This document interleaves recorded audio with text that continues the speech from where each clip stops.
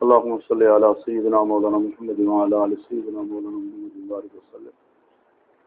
27 جولائی بروز سوار تفسیر بیضاوی کا سبق نمبر 19 الحمدللہ۔ آج اس پر جو نحوی بحث ہے اس کو ہم پڑھیں گے، ٹھیک ہے نا؟ اعراب کا بیان۔ الحمدللہ، قاضی بیضاوی رحمۃ اللہ علیہ فرماتے ہیں رفعہ بالابتداء وخبرہ للہ، یہ ترکیب انہوں نے بیان فرما دی کہ الحمدللہ کی ترکیب کیا؟ الحمد مبتدا ہے، للہ اپنے متعلق سے مل کر خبر ہے، ثابت سے متعلق، الحمد ثابت للہ، رفعہ بالابتداء، اس کا مرفوع ہونا مبتدا ہونے کی وجہ سے خبر اس کی للہ ہے۔ اور آگے فرماتے ہیں اصلہ النصب، اصل کے اندر نصب تھی، الحمد اب تو مرفوع ہے نا، تو نصب کی حالت میں حمد کے لفظ کو بعض تو مفعول مطلق بناتے ہیں، ٹھیک ہے نا؟ نحمد اللہ حمدن، حمدن مفعول مطلق ہے نحمد کا، بعض اس کو مفعول بہی بناتے ہیں، نوجے دو گلا سے نکال ایجاد کرنا، نوجے دو، ٹھیک ہے نا؟ حمدن للہ، ہم ایجاد کرتے ہیں حمد کو اللہ کے لیے، مفعول بہی یا مفعول مطلق۔ وقد قرئ بہی، تو اس کے ساتھ پڑھا بھی گیا ہے کہ نصب کے ساتھ قد قرئ بہی۔ اب آگے ہے انما اودل عنہ الی الرفع، جب اصل کے اندر نصب تھی تو پھر الحمد و دال پہ شروع میں الف لام لگا دی، دال پہ رفع دیا، مبتدا بنایا، اس کی کیا وجہ ہے؟ نصب کی حالت سے، ٹھیک ہے نا جی، عدول کیوں کیا گیا؟ تو عدول کیا گیا ہے عنہ، اس نصب کی حالت سے الی الرفع، رفع کی طرف، لیدل اللہ، تاکہ دلالت کرے علی عموم الحمد، حمد کے عموم پر، وثبات ہی لہو، اور اس کے دوام پر، دونا تجدد اللہ کے لیے، دونا تجدد ہی، نہ کہ تجدد و حدوث حدوث کے لیے، جملہ اسمیہ بنا کر اس کے اندر جملہ اسمیہ میں دوام ہوتا ہے، اور الف لام لگا دیا، ٹھیک ہے نا جی، اس کے اندر کون سا مفہوم پیدا ہوگا؟ عموم حمد۔ اور یہ حمد کیا کہتے ہیں؟ وَهُوَ من المصادر، یہ مصادر میں سے ہے، التی تنصب بافعال مسلم، جن کو نصب دی جاتی ہے، جن مصادر کو، افعال جو کہ افعال پوشیدہ ہیں، ظاہراً عبارت میں نہیں ہوتی، نہیں قریب کہ ان کو ان کے ساتھ استعمال کیا جائے، ٹھیک ہے نا؟ ان کے ساتھ استعمال کیا جائے۔ تو حضرت قاضی بیضاوی رحمۃ اللہ علیہ نے یہ جو عبارت لکھی ہے، ٹھیک ہے نا، یہ سوال کا جواب ہے۔ سوال کیا ہے کہ جب نصب کی حالت تھی تو اس کو جملہ اسمیہ میں کیوں تبدیل کیا، ٹھیک ہے نا؟ تو اس کا کیا جواب ہے؟ لیدل اللہ علی عموم الحمد وثبات ہی لہو دون تجدد ہی وحدوث ہی، سمجھ گئے؟ تو کہتے ہیں حمد اللہ حمدن او احمدہ حمدن، ٹھیک ہے نا جی، ما تلفظ بالفعل یکون خبرا لا انشان اذا کان انشان، یہ حاشیہ کونوی بھی ہے، یہ 20 جلدوں کے اندر، خفاجی یہ 6 جلدوں کے اندر ہے، شہاب الدین خفاجی، 35 حاشیے انہوں نے مد نظر رکھے بیضاوی شریف، پھر یہ حاشیہ لکھا تھا، ٹھیک ہے نا؟ سیال کوٹی بھی۔ تو آگے ہے جی بحث، آگے بھی نحوی بات ہے، الف لام الحمد سے کون سا ہے؟ اس کے بارے میں 2 قول ہیں، جو مشہور قول ہے جنس، الف لام جنسی، اور دوسرا قول ہے استغراقی، ایک اور قول بھی ہے، ٹھیک ہے نا؟ تو اس کی بات کافیہ کے اندر بھی اور کتابوں میں پڑھ چکے ہیں، الف لام جو اسم پر آتا ہے 2 حال سے خالی نہیں، یا اسمی ہوتا ہے یا حرفی ہوتا ہے۔ اسمی تو وہ ہوتا ہے جو اسم فاعل اور اسم مفعول کے شروع میں آئے، الذی کا معنی ہو، تو ہم چونکہ نہ اسم فاعل ہے نہ اسم مفعول ہے، تو یہ اسمی تو نہ ہوا، پھر حرفی ہوتا ہے، حرفی کی دو قسمیں، حرفی زائدہ.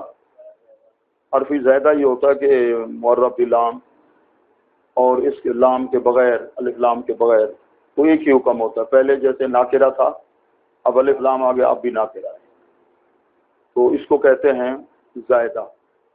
تو یہ بھی زائدہ بھی نہیں بن سکے گا کیونکہ الحمد کو ہم مبتدا بنا رہے ہیں، اور پھر الحمد ناکرہ بنے گا اگر زائدہ مانے الف لام کو. اور جو ناکرہ ہے وہ مبتدا نہیں بن سکتا جب تک کہ تخصیص نہ ہو، جیسے نام ہدایت الناس کے اندر تم نے پڑھا ہوا. ٹھیک ہے نا جی، تخصیص ہوگی تو پھر ہوگا، ٹھیک ہے نا، ورنہ ایسے مبتدا نہیں بنے گا. تو چلا کہ یہ الف لام اسمی نہیں حرفی ہے، پھر زائدہ نہیں غیر زائدہ ہے. پھر غیر زائدہ کی عام طور پہ ایک پانچویں قسم بھی ہے، ٹھیک ہے نا. الف لام جنسی اور استغراقی، عہد خارجی، عہد ذہنی، ایک ہے عہد حضوری بھی ہے، عہد حضوری بھی ہے. الیوم اکملت، یہ عہد حضوری کی مثال ہے، ٹھیک ہے نا جی. الف لام عہد ذہنی کی مثال کون سی ہے؟ انی اخاف ان یاکلہ الذئب، ذئب پر جو ہے. فعصا فرعون الرسول، یہ الف لام عہد خارجی کی مثال ہے. الحمدللہ جنس کی بھی ہے، استغراق کی بھی ہے مثال. ان الانسان لفی خسر، جس کے مدخول کے تمام افراد مراد لیے جائیں، یعنی اس کو ہٹا کے کل لگا دیں، یہ الف لام استغراق کی ہوتا ہے. اور اگر جنس مراد ہو، الرجل خیر من المرأۃ، ادھر معنی کیا ہوگا؟ حقیقت رجولیت، حقیقت امرت سے بہتر ہے، ٹھیک ہے نا. الف لام جنسی سے مراد ہے جس کے مدخول کی ماہیت مراد، اور الف لام عہد خارجی سے مراد ہے جس کے مدخول کا پہلے خارج میں ذکر ہو چکا ہو، ٹھیک ہے. تو یہ الف لام، اس کے بارے میں قاضی صاحب کیا فرماتے ہیں؟ وہ تعریف ہو فی للجنس سے، اس کو الف لام کے ساتھ معرف کرنا، ٹھیک ہے نا جی. تعریف معرفہ بنانا، یہ جنس کے لیے ہے. یہ جو الف لام ہوتا ہے اس میں جو حرف تعریف ہے وہ الف لام ہے یا صرف لام ہے یا صرف حمزہ، تین قول ہیں. یہ شرح جامی کے اندر تم نے پڑھا. بعض کے نزدیک صرف حمزہ ہے، لام لگا دیا گیا تاکہ حمزہ استفہام اور حمزہ تعریف کا غور. بعض کہتے ہیں کہ لام ہے اور حمزے کو شروع میں لگا دیا کیونکہ لام ساکن ہوتا ہے، ساکن سے ابتدا نہیں ہوتی. اور قول ہے ناویوں کا کہ الف لام، حمزہ اور لام دونوں مل کر ہی حرف تعریف.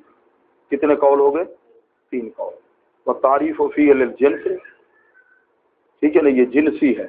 معنی کیا ہوگا؟ الحمدللہ، جن سے حمد ثابت ہے اللہ کی، حمد کی حقیقت ثابت ہے اللہ کی. معنی اس کا ہے اشارہ، ٹھیک ہے نا جی، کہ اس کو جو ہر حمد ما ہوا جو ہے وہ اللہ کے لیے. جس وقت جن سے حمد ہوگا نا، حمد کی حقیقت جہاں بھی ہے وہ اللہ کے لیے. اب حمد کرنے والے کون ہیں؟ ملائکہ ہیں، انسان ہیں، جنات ہیں، ٹھیک ہے نا جی. جتنی حمد بھی ہے تو یہ ساری کی ساری. ملا حسن جو کتاب ہے منطق کی سلم علوم کی شرح، اس کے اندر بھی ایک حمد اور بھی ہوتی ہے، جس طرح حیوانات اپنے انداز سے کرتے ہیں. ہر شے اللہ تعالیٰ کی حمد تسبیح، ٹھیک ہے نا، ساری کی ساری حمد اللہ کے لیے. اور قول کیا ہے؟ لیل استغراق، یہ الف لام جو ہے استغراقی اس کو کہتے ہیں جس کے مدخول کے تمام افراد مراد لیے جائیں، اس کو ہٹا کر کل کا لفظ لگا دو، معنی درست ہو جائے.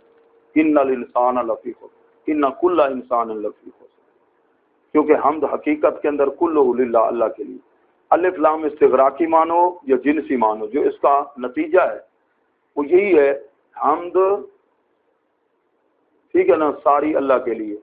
پہلے کہیں گے جنس، حمد کی جنس اللہ کے لیے، جنس قلیل و کثیر پر بولی جاتی ہے. استغراقی ہوگی پھر حمد کا ہر فرد ثابت اللہ کے لیے. دونوں کا آخر میں انجام ایک ہی ہوگا، جتنی حمد ہے وہ ساری کس کے لیے ہے؟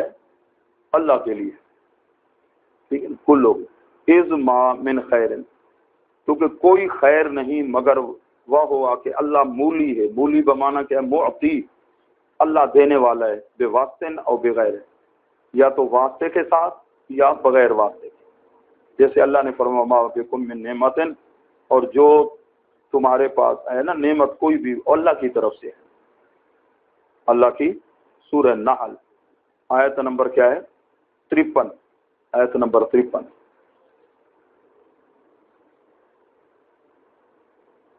اچھا، اس کے اندر کہتے ہیں الفائدہ، آگے فائدے کے طور پر حضرت قاضی صاحب بیان فرماتے ہیں کہ فیہ اشعار، اس میں اشعار یشعر اشعار، ٹھیک ہے نا، یہ آگاہ کرنا اس بات سے کہ اللہ تعالیٰ کیا حی ہے، قادر ہے، مرید ہے، عالم ہے۔ اذا الحمد لا یستحقہ، کیونکہ حمد جو ہے نا، حمد کا مستحق نہیں ہوتا کوئی مگر وہ من کان ھذا شان ہو، جس کی یہ شان ہو۔ حمد اس کی کریں گے جو حی بھی ہو، حمد اس کی کریں گے جو قادر بھی ہو، حمد اس کی کریں گے جو مرید بھی ہو، ارادہ فرمانے والا، حمد اس کی کریں گے جو عالم بھی ہو، ٹھیک ہے نا، اللہ تعالیٰ کی یہ صفات۔ اچھا جی، آگے جو ہے نا آپ نے قاضی صاحب کا جیسے طریقہ ہے تو قرات کا ذکر بھی فرما دیتے ہیں، دو اور قراتیں جو کہ شاذ ہیں، ہم کیا پڑھتے ہیں الحمد للہ، اور دو قراتیں یہ شاذ ہیں، ایک قرات ہے الحمد للہ بے اتباع دال علامہ، کہ دال کو متبع ہم بنا دیتے ہیں لام کے، جیسے لام کے نیچے زیر ہے دال کے نیچے بھی کیا پڑھو گے الحمد للہ، اس کے برعکس کر دو تنزیل لہما من حیث انہما یسما تعملان معا منزلۃ واحدہ، ٹھیک ہے نا جی، کہ اس کو کیا بنایا جائے، دونوں کو لام کو اس کے تابع کر دو، کیا پڑھیں گے اب الحمدللہ، الحمد، ہاں نماز پڑھائے آج جڑی مغرب دی تو والا للہ پڑھائے، ٹھیک ہے نا، والا لکھا ہے تو نال تھیندا کیا ہے، آخر میں آج سبق پڑھا ہے قاضی بیضاوی صاحب لکھے الحمدللہ، ٹھیک ہے نا، للہ پڑھا ہے تو ول تو نال شر کیا کرے، اتنے دا ہن تو کو پڑھے سو کلاس ہے عوام وچ فتنہ پیدا تھی، اتنے اتنے تو للہ اتنے للہ ہی پڑھ سو، سمجھے وے، ہاں اس لیے خیال کرنا پڑتا ہے کہ ایسی گفتگو نہ ہو، ٹھیک ہے نا، عوام کے سامنے کہ فتنہ کھڑا ہو جائے، فتنے اس لیے پیدا ہو جاتے ہیں، اب دور ہے ٹھیک ہے نا میڈیا کا، بہت دیر نہیں لگتی جی، بہت جلدی فتنہ برپا ہو جاتا ہے۔ الحمدللہ پر جو بات تھی نا قاضی صاحب نے جو کی وہ آج الحمدللہ مکمل ہو گئی ہے، ٹھیک ہے، آئندہ کیا پڑھیں گے رب العالمین سے شروع کریں گے، حسن بھی خیر نال آگے بڑی کوشش کریں دے جو سبق نہ پہنچ جاؤں، بڑی کوشش، آج کامیاب نہیں تھی سکا، آخری جملے پہنچ جائے اخیر، کوشش بڑی ہے سبق میں نہ پہنچ جاؤں، مت کوئی شاید سمجھ آؤں، چلو جزاک اللہ۔